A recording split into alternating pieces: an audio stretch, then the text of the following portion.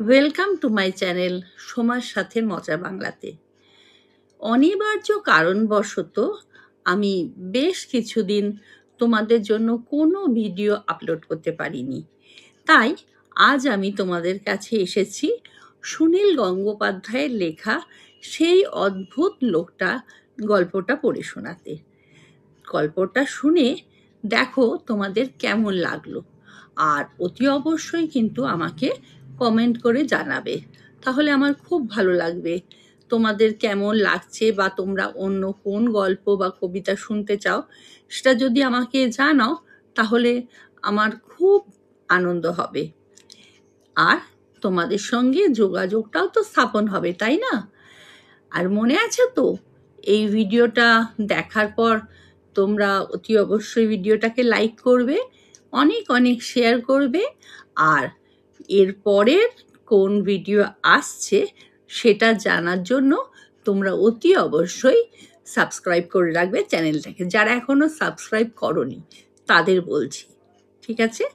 তাহলে চলো শুরু করি আজকের গল্প, সুনীল গঙ্গোপাধ্যায়ের লেখা সেই অদ্ভুত লোকটা। এক একটা মানুষের কিছুতেই বয়সটা ঠিক বোঝা যায় না। 40ও হতে পারে, 65ও হতে পারে। ঠিক এই রকমই একটা লোক বসে থাকে পার্ক সার্কাস ময়দানে প্রত্যেক শনিবার। লোকটি পরে থাকে একটা সরু পাজামা আর একটা রং চঙের জোব্বা, মুখে কাঁচা পাকা দাড়ি, চোখে চশমা, মাথায় একটা চ্যাপ্টা টুপি। গনগনে রোদের মধ্যেও লোকটি পার্কের বেঞ্চে দুপুরবেলা বসে থাকে, এক দৃষ্টে চেয়ে থাকে ঘাসের দিকে। স্কুল থেকে বাড়ি ফেরার সময় দীপু মাঝে মাঝে পার্ক সার্কাস ময়দানের ভেতর দিয়ে শর্টকাট করে। লোকটিকে দেখে দীপুর কেমন যেন অদ্ভুত লাগে। একই রকম পোশাক, প্রত্যেক শনিবার ঠিক একই জায়গায় বসে কেন এই মানুষটা? সব সময় ও একলা থাকে, কেউ ওর পাশে বসে না। একদিন ছুটির পর বৃষ্টির মধ্যে স্কুল থেকে বেরিয়েছে দীপু। পার্কের রেলিং টপকে দৌড় লাগাতে গিয়েই আছাড় খেয়ে পড়ল। তাড়াতাড়ি উঠে ছড়িয়ে পড়া বইপত্রগুলো গুছিয়ে নিচ্ছে। এমন সময় দেখলো একটু দূরের বেঞ্চে সেই দাড়িওয়ালা কালো চশমা পরা লোকটা তাকিয়ে আছে তার দিকে। দীপুর সঙ্গে চোখাচোখি হতেই লোকটা হাতছানি দিয়ে তাকে কাছে ডাকলো। দীপুর এখন মোটেই বৃষ্টিতে ভিজতে ভিজতে লোকটার সঙ্গে কথা বলার ইচ্ছে নেই, কিন্তু এই লোকটাই বা শুধু শুধু এখানে বসে বৃষ্টিতে ভিজছে কেন? দীপুর কৌতূহল হল। সে এগিয়ে গেল লোকটার কাছে। লোকটি বলল, ইষ্টং কেষ্টং দ্রগদক। এ আবার কিরকম ভাষা? এই লোকটা কি কাবুলিওয়ালা নাকি? চেহারা দেখে তো তা মনে হয় না। লোকটির রোগা পাতলা চেহারা। দীপু কখনো রোগা কাবুলিওয়ালা দেখেনি। দীপু বলল, ক্যা হাম নেহি জানতা। লোকটা এবারে দুটো আঙুল তুলে জিজ্ঞেস করলো, হিন্দি, বাংলা? দীপু বলল, বাংলা। এবারে লোকটা ভাঙা ভাঙা উচ্চারণে বলল, বেশ কথা, আমি বাংলা জানি। এ লিজিয়ে খোকা বাবু, চকলেট খাও। লোকটা তার জোব্বার পকেট থেকে একটা আধ ভাঙা চকলেটের টুকরো বার করে দীপুর দিকে এগিয়ে দিল। দীপুর হাসি পেল। লোকটা কি তাকে ক্লাস 6-7 ছেলেদের মতন বাচ্চা পেয়েছে? ভুলিয়ে ভালিয়ে ঘুমের ওষুধ মেশানো চকলেট খাইয়ে তারপর চুরি করে নিয়ে যাবে? দীপু এখন ক্লাস 9 পড়ে। ইচ্ছে করলে সে ইচ্ছে করলে এই রোগা লোকটাকে ল্যাং মেরে ফেলে দিতে পারে। দীপু বলল, আমি চকলেট খাবো না। আপনি আমায় ডাকলেন কেন? লোকটি চকলেট নিজের মুখে ভরে বলল, তোমার নাম তো দীপক মিত্রা আছে, তাই না? দীপু একটু অবাক হলো। লোকটা নাম জানলো কি করে? লোকটা তার সঙ্গে ভাব জমাতেই বা চাইছে কেন? তবু সে বলল, মিত্রা নয়, মিত্র।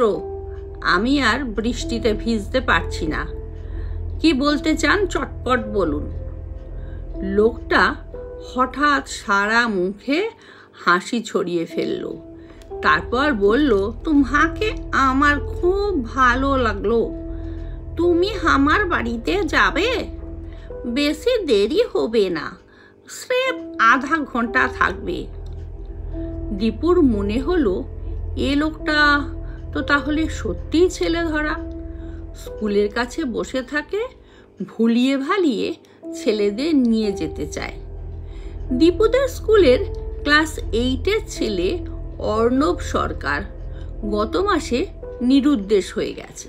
তাকে কি এই লোকটা ধরে নিয়ে গেছে নাকি?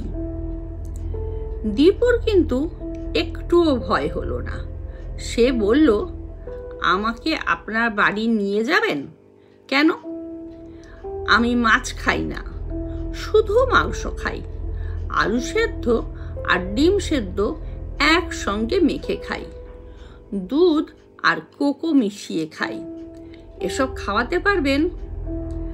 লোকটা হা হা করে হেসে উঠে বলল, হা হা হা হা, বেশ তো আমি তোমাকে মুরগি মুসাল্লাম খাওয়াবো, ঠান্ডা লস্যি খাওয়াবো, যদি তুমি একটু কাম করতে পারো। ধ্যাত বলে দীপু আবার চলতে শুরু করলো। লোকটা তখনও হাসতে লাগলো জোরে জোরে, হা হা হা হা হা হা হা হা হা। দীপু আর পিছনে ফিরে তাকালো না। একটুখানি যেতে না যেতেই কোথা থেকে একটা মস্ত বড় কুকুর তেড়ে এলো দীপুর দিকে। গলায় বেল্ট বাঁধা একটা অ্যালসেশিয়ান, কারোর বাড়ির পোষা কুকুর, হঠাৎ বেরিয়ে এসেছে। দীপু এমনিতে কুকুর দেখে ভয় পায় না, কিন্তু এই কুকুরটা তেড়ে আসছে তার দিকেই। পার্কে আর কোনো লোকজন নেই, কুকুরের সঙ্গে ছুটেও পারা যায় না। দীপু তাড়াতাড়ি আর একটা বেঞ্চের ওপর উঠে দাঁড়ালো। কুকুরটাও সেখানে এসে যেই দীপুর ওপর ঝাঁপিয়ে পড়তে যাবে, অমনি একটা লাল রঙের দড়ির ফাঁস এসে পড়ল কুকুরটার গলায়। দীপু দেখল সেই কালো চশমা পরা লোকটাই দড়ি ছুঁড়ে কুকুরটাকে বেঁধে ফেলেছে। তারপর কুকুরটাকে টানতে টানতে নিজের কাছে নিয়ে গেলে লোকটা তার গলা থেকে ফাঁস খুলে দিল। তারপর কুকুরটার মাথায় একটা চাপড় মেরে বলল, যা ভাগ।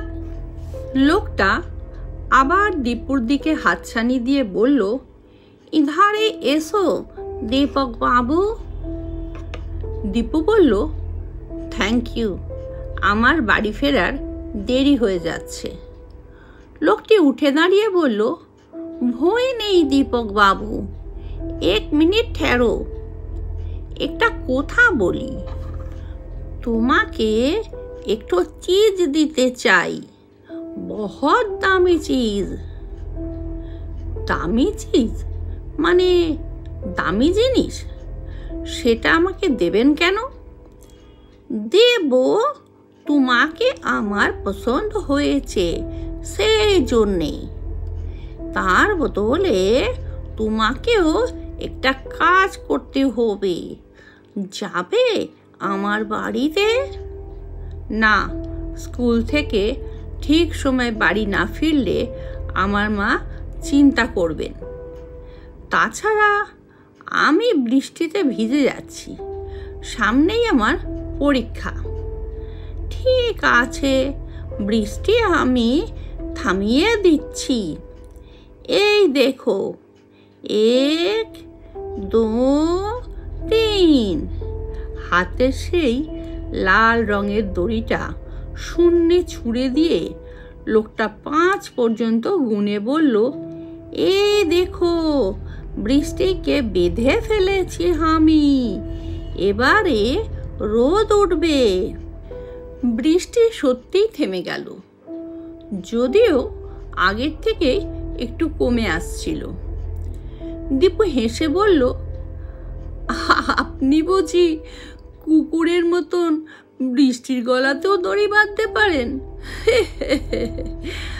আপনি বৃষ্টি কমে গেছে।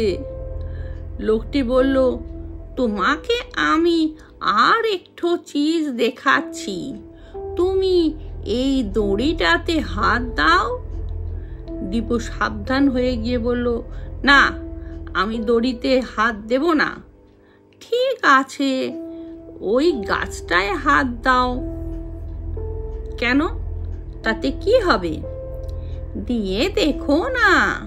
লোকটা তার হাতের দড়িটা দিয়ে গাছটার গায়ে একবার মারল।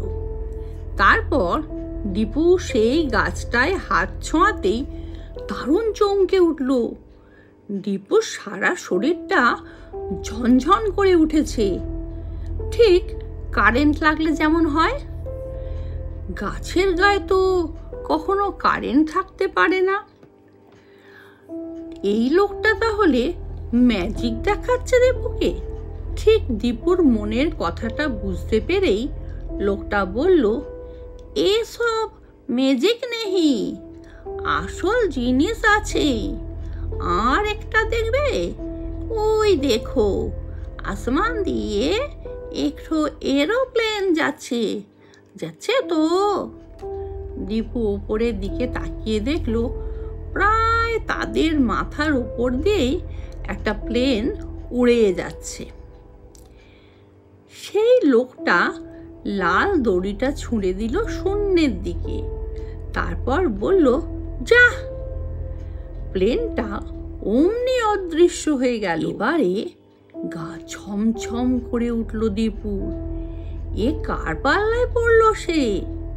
এই সময় পার্কটা এত ফাঁকাই বা কেন? লোকটা যদি দীপুকেও ওই দড়িতে বেঁধে ফেলে? দীপু শুকনো গলায় জিজ্ঞেস করল, কি হলো প্লেনটার? ধ্বংস হয়ে গেল? না না, ধ্বংস হবে কেন? তাহলে তো ভেতরের আদমিগুলো মরে যাবে। আমি তো কোনো মানুষ মারি না, আমি শুধু তোমার আঁখ থেকে মুছে দিলাম এরোপ্লেনটাকে।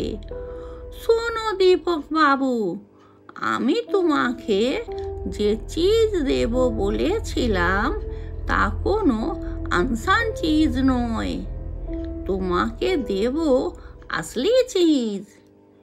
তা হলো জ্ঞান।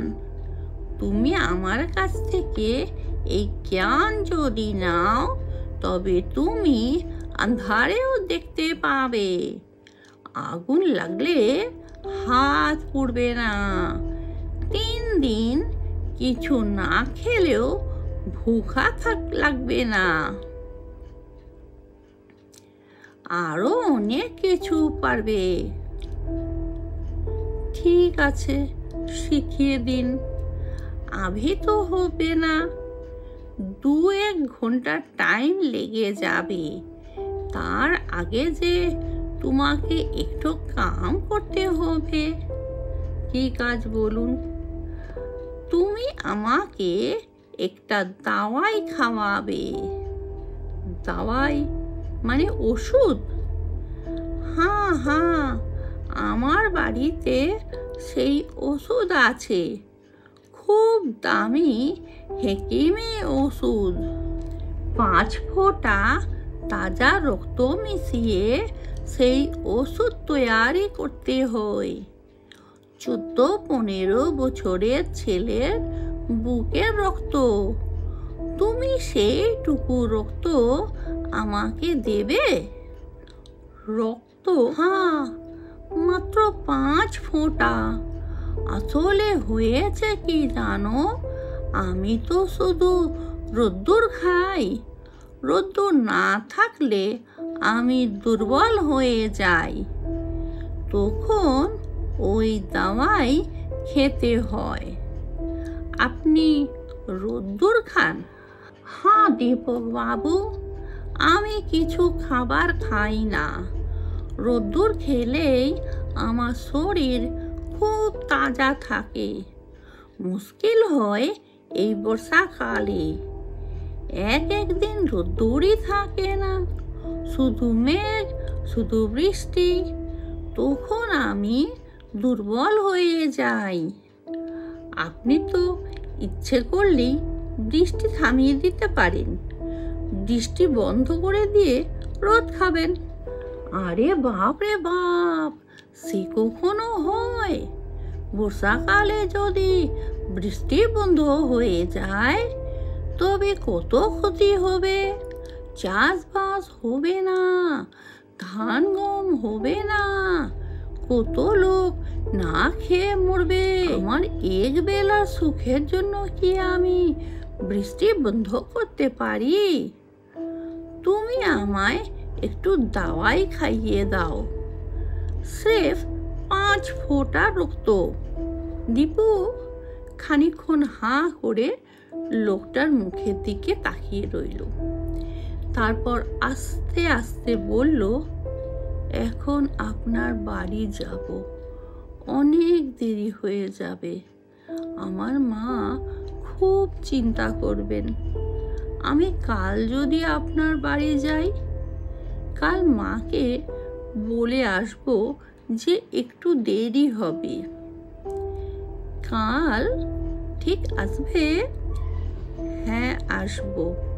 আপনি ভাববেন না যে আমি 5 ফোঁটা রক্ত দিতে ভয় পাই।